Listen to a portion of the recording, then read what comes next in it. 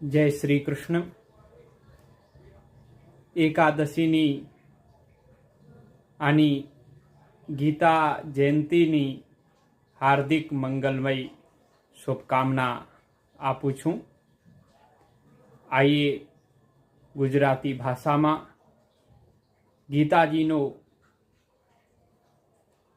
એક બે શ્લોક પાઠ કરું છું. સાંભળો. 6ઠો અધ્યાય આત્મસંયમ યોગ.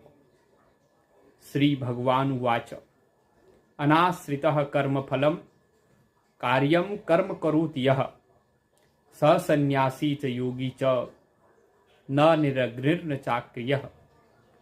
શ્રી ભગવાન બોલ્યા, જે માણસ કર્મફળનો આશ્રય લીધા વિના કરવા યોગ્ય કર્મ અર્થાત કર્તવ્ય કર્મ આચરે છે તે સંન્યાસી તેમજ યોગી છે.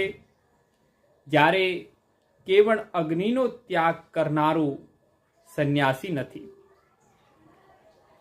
અને માત્ર ક્રિયાયોગનો ત્યાગ કરનારો યોગી નથી. યમ સંન્યાસમિતિ પ્રાહુર યોગમ તમ વિદ્ધિ પાંડવ ન હ્યસન્યસ્ત સંકલ્પો યોગી ભવતિ કશ્ચન. હે પાંડવ, જેને સંન્યાસ કહે છે એને જતું યોગ જાણ. કેમ કે સંકલ્પોનો ત્યાગ ન કરનાર કોઈ પણ માણસ યોગી નથી હોતો. આરુરુક્ષોર્મુનિર્યોગમ કર્મ કારણમુચ્યતે યોગારૂઢસ્ય તસ્યૈવ સમકારણમુચ્યતે. યોગમાં આરૂઢ થવા ઈચ્છુક મનનશીલ માણસ માટે નિષ્કામ ભાવે કર્મ કરવું એ જ યોગની પ્રાપ્તિમાં હેતુ કહેવાય છે. અને યોગારૂઢ થવા બાદ એ યોગારૂઢ માણસનું જે સમસ્ત સંકલ્પોનો અભાવ છે એ જ કલ્યાણમાં હેતુ કહેવાય છે.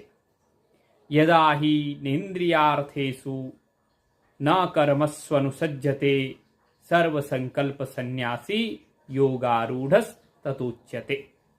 જે ભક્તિ નથી તો ઇન્દ્રિયોના ભોગોમાં આસક્ત